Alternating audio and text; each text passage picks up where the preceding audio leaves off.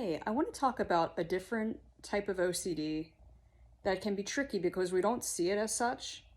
And that is that we're trying to avoid our triggers to appease our OCD or to prevent it from getting worse or becoming a new obsession. So all this internal management, right? Where we're avoiding our triggers. This alone is another OCD cycle that people may be unaware of. So the way that we treat this one is to actually stop worrying about if we're triggered or not and moving through whatever we're doing.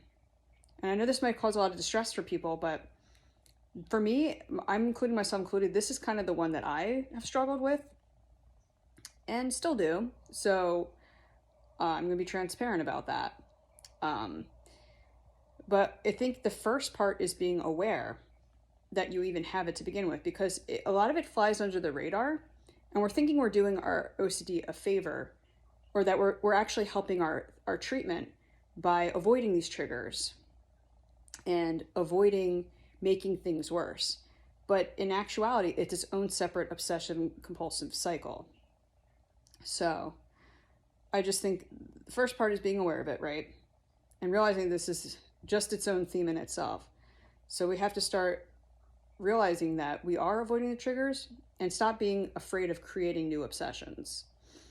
So that alone can actually be an umbrella for all the subsets of obsessions you have, because you're targeting the root of the problem, which is that you're trying to appease your OCD and prevent it from making it worse. But if we can see it from a bigger perspective, we're going to stop trying to micromanage our internal world, because we're realizing that, first of all, you can control your external world without your internal world.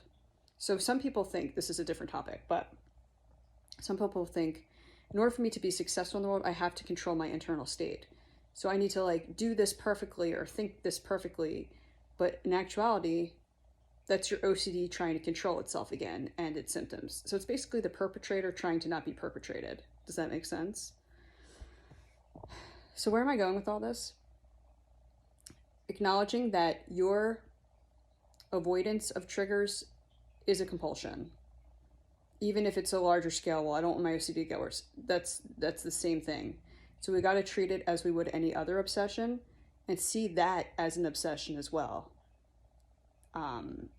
So starting to unravel it, because sometimes we're not even aware of how controlled we are by our OCD, because it's out of our awareness. We're not identifying it as we're thinking it's helping, but it's not.